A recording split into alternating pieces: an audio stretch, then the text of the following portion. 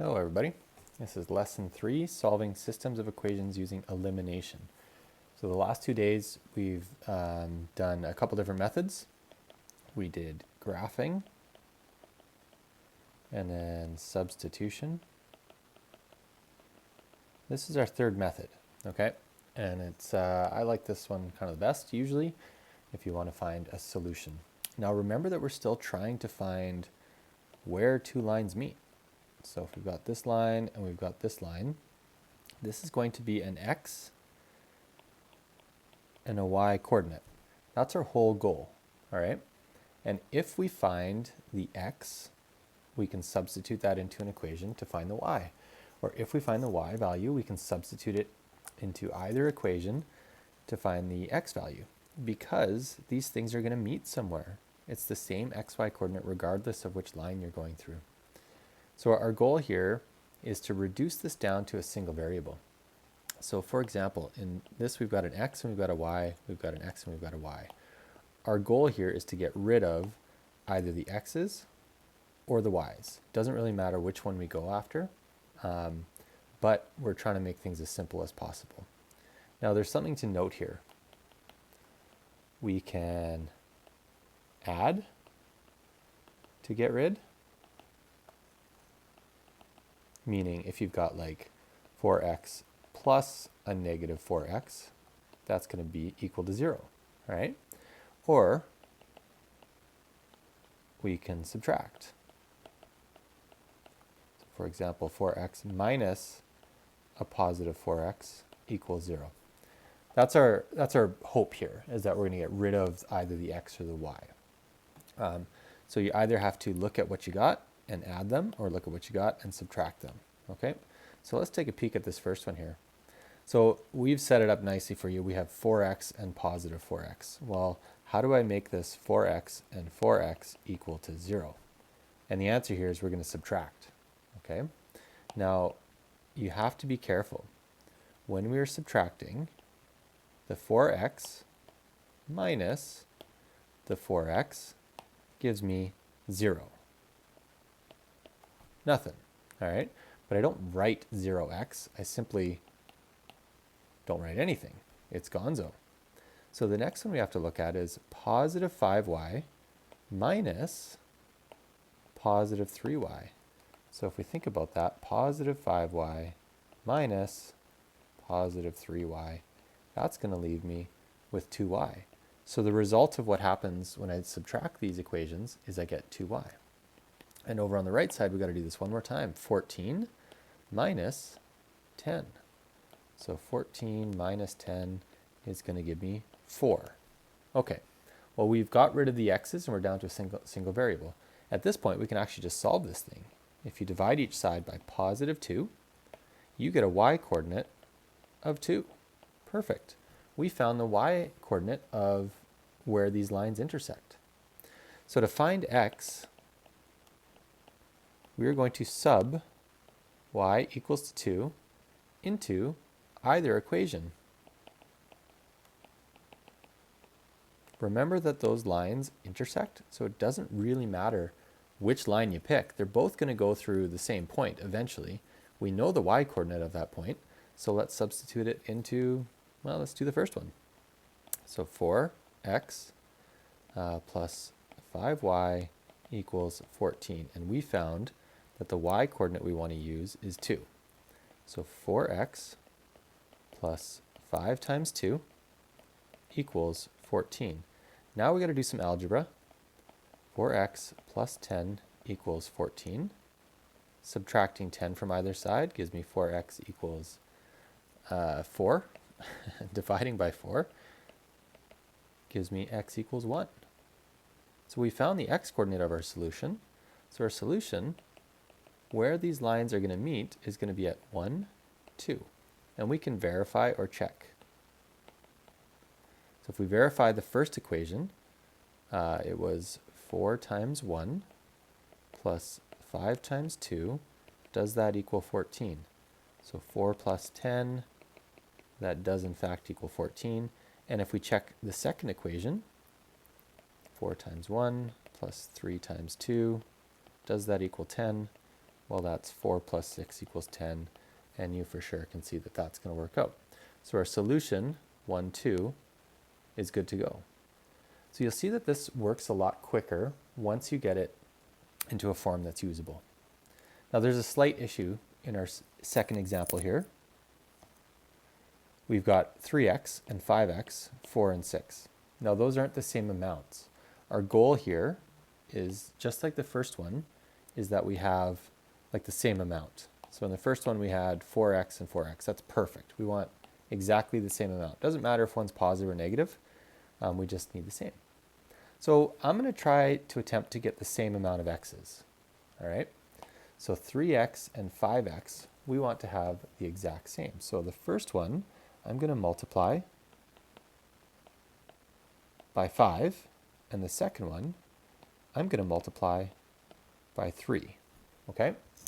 So if we multiply by 5 and multiply by 3, this first one, 5 times all that, and the second one, 3 times all that.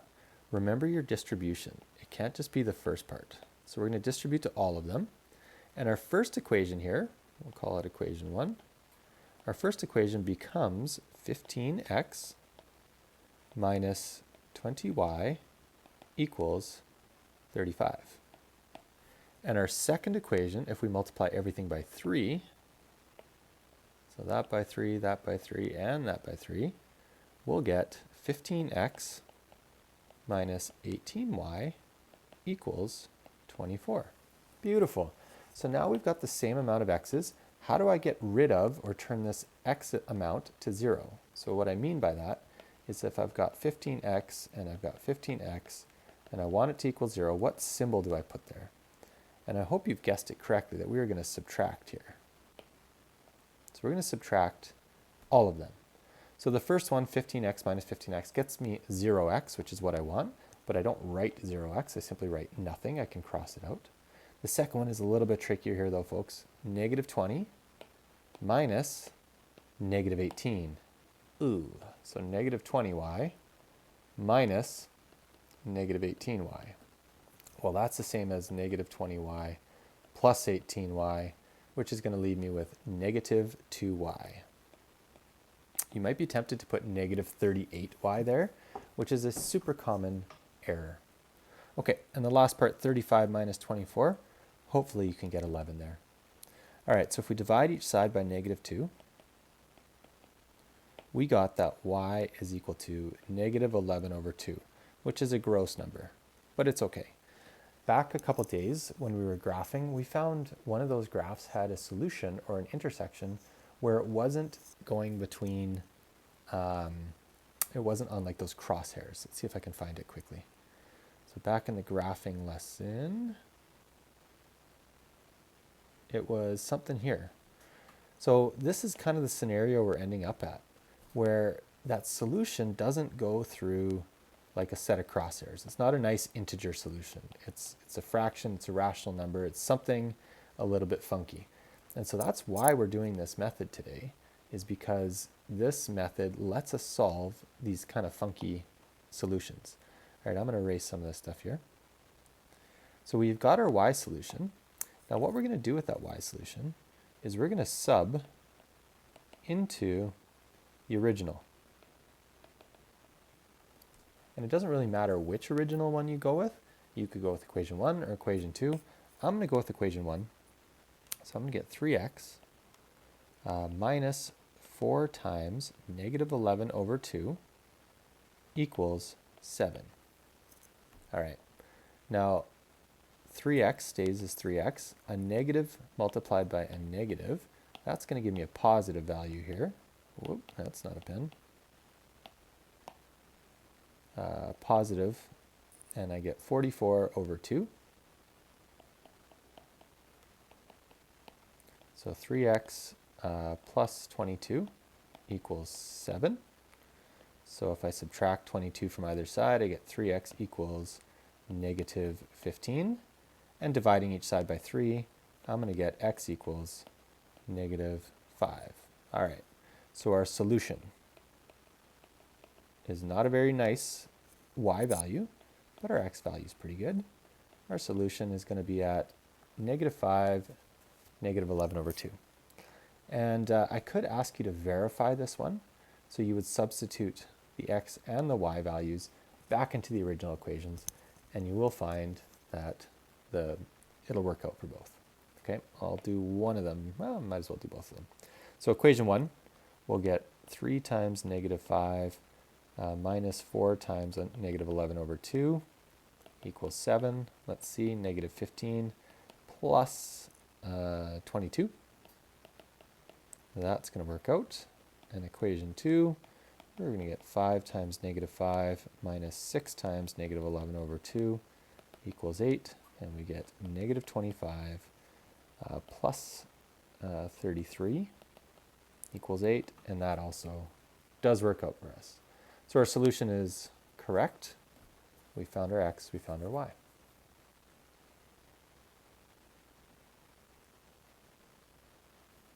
All right. Now the part C here, we've got 3x, 4y, 17, 4x, 5, and 48. So our whole goal here is to either get the same amount of x's or the same amount of y's. And again, it does not matter which one you go for. So in the last example, I created equivalent x values. All right. So just for whatever reason, let's try and create equivalent y values. Just something different. So 4 and 5, well, that means I'm going to multiply the first one by 5 and the second one by 4. We're going to create the lowest common multiple of these two things. So multiplying the first one by 5 and the second one by 4, remembering to distribute to all parts of it.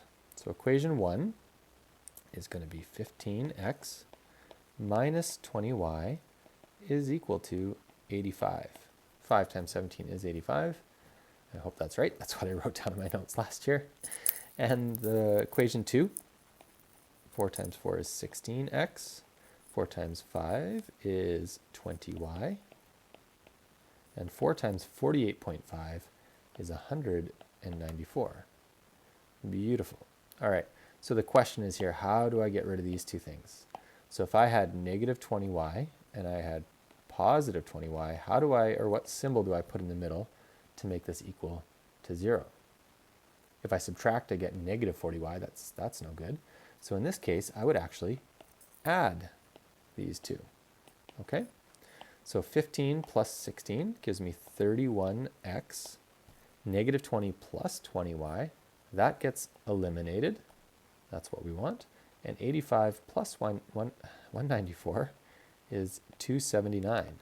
And now it's a one-step equation. We're going to divide each side by 31.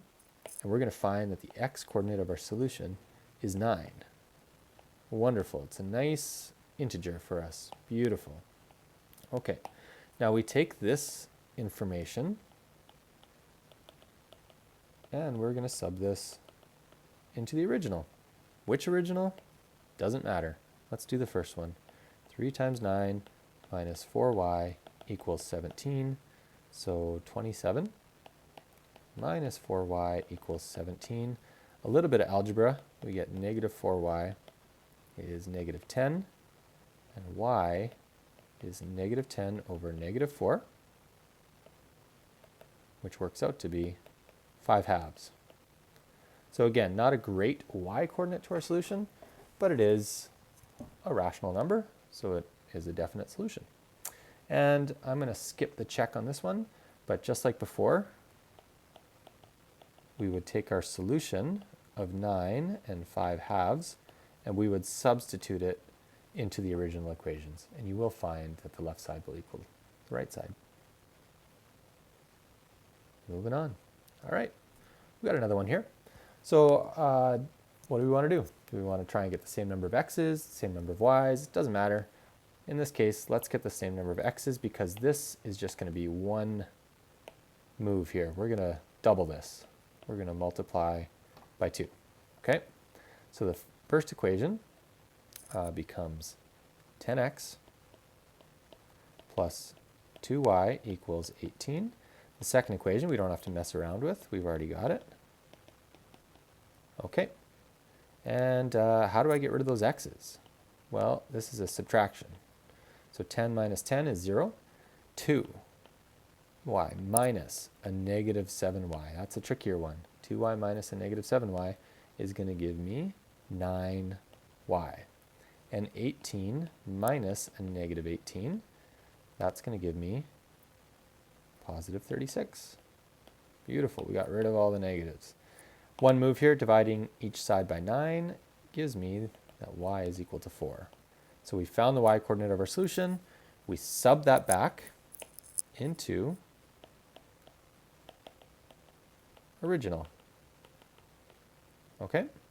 Now, a little math terminology I haven't really talked about, but you could say sub y equals 4.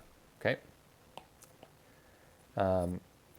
Which equation do we go for? It doesn't really matter. Let's pick the first one, because why not? So 5x plus 4 equals 9. 5x equals 5, meaning x is equal to 1. So our solution here is going to be 1, 4. And you could check that. That doesn't seem so bad. Why not? Let's check this one. Check or verify your solution. So 5 times 1 plus 4 equals 9. That's definitely true. 10 times 1 minus 7 times 4. Does that equal negative 18? I'd have to actually do one more step here. 10 minus 28. Yeah, that one is pretty clear that 10 minus 28 equals negative 18. Beautiful. And you could follow this all the way down and go negative 18 equals negative 18. We're good to go. All right, so a little bit of wordy problems here. The other day we discovered that we actually had to do we had to make a let statement. We're going to assign variables to unknowns, because in these types of equations, it's just straight up. They give you the equation, you got to solve it. But the word problems, that gets a little greasier. So we are going to find the value of two numbers if there's sum, and sum, hopefully you've clued in, means we're going to add the two numbers, and difference, oh, that is rough. That is subtraction. Okay, well, what are our variables here? So we're going to make some let statements. We're going to go let x equal the first number, and let y equal the second number. All right, so the first part is the sum of the numbers is 12. So x plus y equals 12. And the second equation we get out of this is that the difference of the two numbers is 4. Well, difference is subtraction. So we're going to go x minus y equals 4. All right, now you could probably just figure these numbers out just by looking at it honestly. But the point here is to go through the assigning of the variables. So if you're like, yeah, okay, I know that it's going to be 8, 4, big deal. Yeah, big deal. All right. But we're actually trying to work through the process of assigning variables and creating equations from the sentences, okay? Well, how do we get rid of this? You could go either way. If you subtract, that's going to get rid of your x's. If we add, that would actually get rid of your y's. So you can do whatever you want here. Let's go addition, because why not? So if we add, x plus x gives me 2x. Y plus a negative y eliminates the y's. That's our whole point. And 12 plus 4 gives me 16. And you can find that x does in fact equal 8, which is what we kind of knew it was going to be, but that's all right. Now we're going to sub x equals 8 into, and let's call that equation 1 and equation 2. So we're going to sub it into 1. So x was 8 plus y equals 12. You subtract 8 from either side, you're getting that y is 4. Beautiful. So our solution here is at 8, 4. So that means that this two lines would actually cross at 8, 4. Now our verification, that's pretty straightforward. 8 plus 4 does equal 12, and 8 minus 4, that does equal 4. We're good to go. All right, the money problems, everybody's worst enemy, but we're going to deal with it. It's going to be fine. So 4 chocolate bars and 3 ice cream cones cost $5.30. 2 chocolate bars and 1 ice cream cone cost $2.20. Find the cost of a chocolate bar and the cost of an ice cream cone. Well, there's our two things. we can go x is the chocolate bar, and we're going to go y is the ice cream cone. But we should be a little bit more formal about that. We're going to say let x equal chocolate, and let y equal ice cream. All right. So where do we go from here? Well, we've got 4 chocolate bars, so that's going to be 4x, and means we're going to add that. And then we got 3 ice cream cones, so 3y equals 530. Neato. All right. And the second part here, we're going to go 2 chocolate bars, so that's 2x, plus just 1 ice cream cone, so 1y equals 220. Beautiful. All right. Well, we need the same amount of stuff, so we can either try and get the same amount of x's or the same amount of y's. Let's multiply this by 2.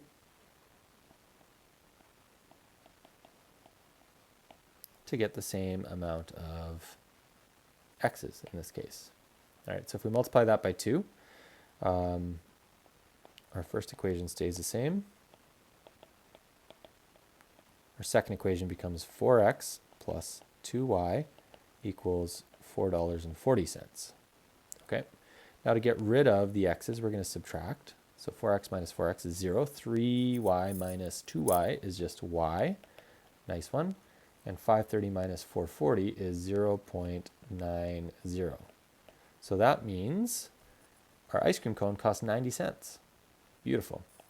Well, now we're going to find x. So we're going to sub y equals 90 cents into either equation. Doesn't really matter. So let's just do it the first one.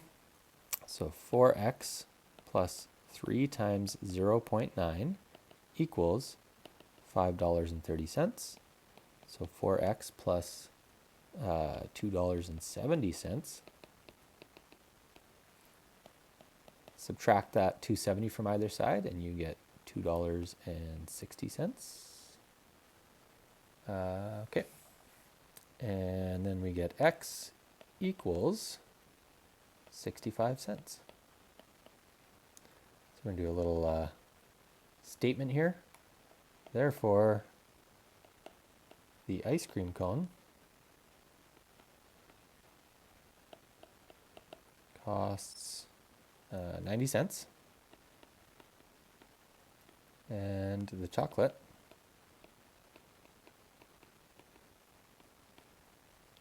bar is